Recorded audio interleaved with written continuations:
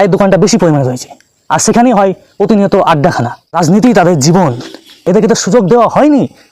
মানুষ কেন একটু টাকা পয়সা হলে গ্রামে থাকে না, এই বিষয়টা ভাবান না? অবশ্যই একটি ভাবনীয় বিষয়। মানুষের একটু টাকা পয়সা হলে গ্রামে থাকে না, এই বিষয়টা যদি আপনি ভাবতে যান, তাহলে এর পেছনে কয়েকটি যুক্তি আপনি দেখতে পাবেন। প্রথম যুক্তি হিসেবে আমরা দেখতে পাবো, প্রত্যেকটি গ্রামীণ অবস্থায় গ্রামের মানুষের কাজ হচ্ছে সমালোচনা করা। গ্রামের মানুষ নিজের কাজকর্মে ব্যস্ত থাকে না, ব্যস্ত থাকে তাদের সমালোচনায়। মানুষজন যতটা না নিজের কাজে সময় দেয়, তার চেয়ে আপনি বেশি লক্ষ্য করলে দেখতে পাবেন মানুষ কে কী করছে সেটা নিয়ে তাদের সমালোচনাতে মানুষ তার থেকে বেশি সময় ব্যাহত করে। এছাড়া আপনি গ্রাম অঞ্চলে চায়ের দোকানগুলো নিয়ে লক্ষ্য করে দেখতে পাবেন, এখানে বিজ্ঞ বিজ্ঞ রাজনীতিবিদ বসে আছে।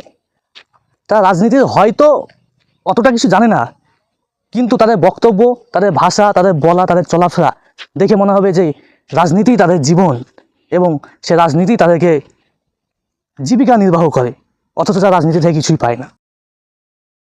রাজনীতি থেকে ইনকাম করে নেতারা, মারামারি করে সাধারণ মানুষ এবং চায়ের দোকানে বসে থাকা কিছু মাতব্বর। একদা এক সময় একটি কথা উঠেছিল যে আমাদের ভারতবর্ষে যে ভাইরাস এসেছে লকডাউনের সময়, করোনা ভাইরাস, সেই ভাইরাসের ভ্যাকসিন কিভাবে তৈরি হবে।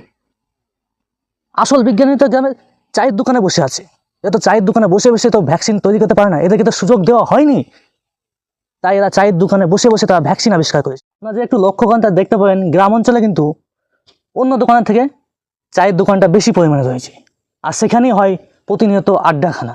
আর সেই চায়ের দোকানে শুরু হয় সেই সন্ধ্যে থেকে মনোমঞ্চকর সেই কথাবার্তা, যে কথাবার্তা বললে মানুষ খুশি হবে, কিন্তু যার বিষয়ে বলবে সে যদি শুনতে পায়, হয়তো সেখানেই হয়তো হাতাহাতি লেগে যেতে পারে।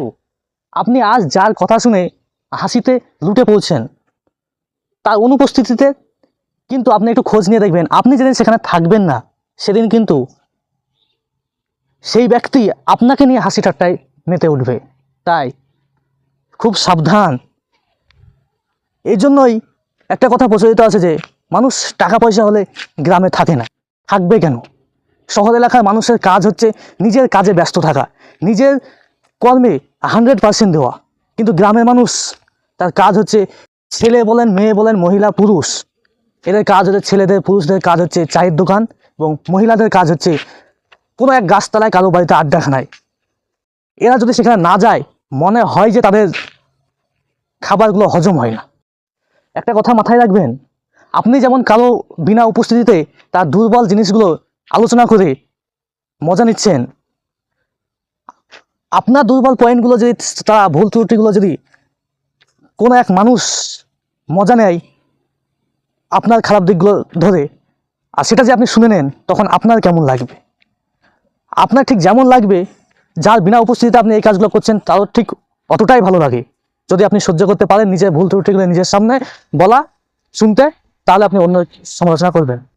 আর ঠিক সেই কারণেই যারা প্রকৃত জ্ঞানী, তারা শুধু টাকা পয়সা হলেই যে গ্রাম ছেড়ে চলে যায় শহরে সেটা নয়। যারা প্রকৃত জ্ঞানী তারা চেষ্টা করে যে গ্রামে না থাকার।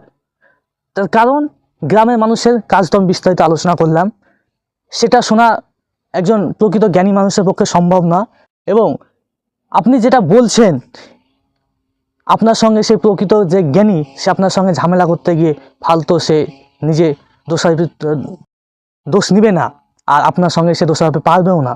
তার কারণ আপনার মুখের হয়তো লিমিট থাকে না, কিন্তু যে প্রকৃত জ্ঞানী তার মুখের একটা লিমিট আছে, তাই সে বোকা আপনাদের চোখে, সমাজের চোখে, তাই সে বোকা।